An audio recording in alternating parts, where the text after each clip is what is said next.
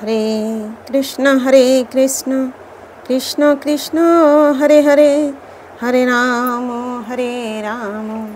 राम राम हरे हरे।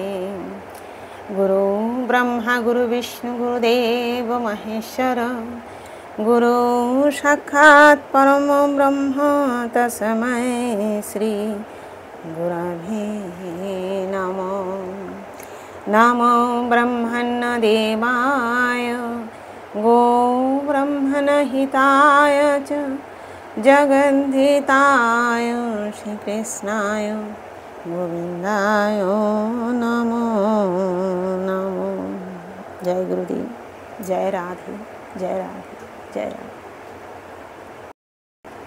पाठ करছি श्रीमद् भागवत गीता नवम अध्याय राजगुज्य যোগ, শ্লোক নাম্বার 28।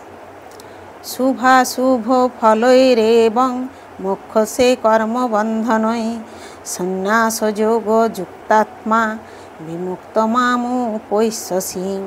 শুভ মানে মঙ্গলজনক, অশুভ মানে অমঙ্গলজনক, ফলই মানে ফলবিশিষ্ট, এবং এইভাবে মোক্ষসে মুক্ত হবে, কর্ম মানে কর্ম, বন্ধনই বন্ধন হতে, সন্ন্যাস মানে সন্ন্যাস, যোগ মানে যোগ, যুক্তাত্মা চিত্ত যুক্ত করে, বিমুক্ত মুক্ত মা মানে আমাকে, উপৈষ্যসি প্রাপ্ত হবে।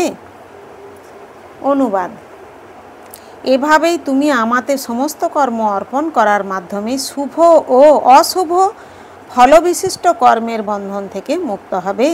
তোমার মন সন্ন্যাস যোগে আমাতে যুক্ত করে তুমি মুক্ত হবে এবং আমাকেই প্রাপ্ত হবে। তাৎপর্য: যিনি গুরুদেবের নির্দেশে কৃষ্ণ ভাবনাময় কর্মের অনুষ্ঠান করেন তাকে বলা হয় যুক্ত। পরিভাষায় একে বলা যায় যুক্ত বৈরাগ্য। শ্রীল রূপ গোস্বামী পাদ এই অবস্থাকে বিশদভাবে ব্যাখ্যা করেছেন এইভাবে: অনাসক্তস্য বিষয়ান যথার্হমুপযুঞ্জত নির্বন্ধ কৃষ্ণ সম্বন্ধে যুক্তং বৈরাগ্যমুচ্যতে। শ্রীল রূপ গোস্বামী বলেছেন যে যতক্ষণ আমরা এই জড় জগতে আছি ততক্ষণ আমাদের কর্ম করতেই হবে। আমরা কখনোই কাজ না করে থাকতে পারি না। তাই আমরা যদি কর্ম করে তার ফল শ্রীকৃষ্ণকে অর্পণ করি তখন তাকে বলা হয় যুক্ত বৈরাগ্য। এই সন্ন্যাস যোগযুক্ত ক্রিয়া চিত্তরূপ দর্পণকে পরিমার্জিত করে এবং তার ফলে অনুশীলনকারী যতই পারমার্থিক উপলব্ধিতে উন্নতি সাধন করেন ততই তিনি পূর্ণরূপে পরমেশ্বর ভগবানের শরণাগত হন। সুতরাং অবশেষে তিনি বিশিষ্ট মুক্তি লাভ করেন। এই মুক্তির ফলে তিনি ব্রহ্মজ্যোতিতে বিলীন হয়ে যান না, পক্ষান্তরে তিনি পরমেশ্বর ভগবানের ধামে প্রবেশ করেন। ভগবান এখানে স্পষ্টই বলেছেন মামু পৈষ্যসি, সে আমার কাছে আসে, অর্থাৎ সে তার যথার্থ আবাস ভগবত ধামে ফিরে যায়। মুক্তি 5 প্রকারের হয় এবং এখানে বিশেষভাবে বলা হয়েছে যে সারা জীবন ভগবানের আজ্ঞা পালনকারী ভক্ত এমন পর্যায়ে উন্নীত হন যেখান থেকে তিনি দেহত্যাগ করার পরে ভগবত ধামে প্রবিষ্ট হয়ে প্রত্যক্ষভাবে ভগবানের সঙ্গ লাভ করেন। অনন্য ভক্তি সহকারে যিনি ভগবানের সেবায় নিজের জীবন সমর্পণ করেছেন তিনি যথার্থ সন্ন্যাসী। এই ধরনের মানুষ নিজেকে ভগবানের নিত্য দাস বলে মনে করেন এবং সর্বদাই ভগবানের ইচ্ছার উপর নির্ভর করেন। এইভাবে তিনি যে কাজই করেন তা কেবল ভগবানের সেবার জন্যই করেন।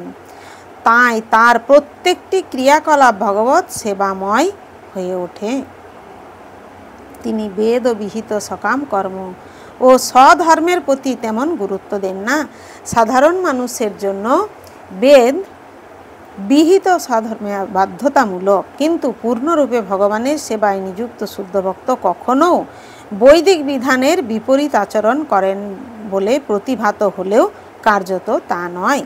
তাই বৈষ্ণব আচার্যেরা বলে গেছেন যে এমনকি অতি বুদ্ধিমান লোকও শুদ্ধ ভক্তের পরিকল্পনা ও ক্রিয়াকলাপ বুঝতে পারে না। অবিকল কথাটি হচ্ছে তার বাক্য ক্রিয়া মুদ্রা বিগেহ বা না বুঝয়।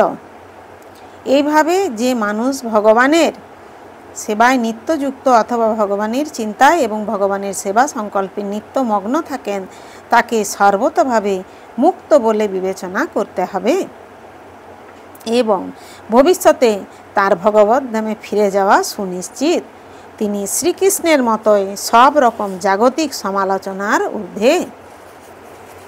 হরে কৃষ্ণ কৃষ্ণ কৃষ্ণ হরে হরে, হরে রাম রাম রাম হরে হরে। জয় গুরুদেব, জয় রাধে, জয় রাধে।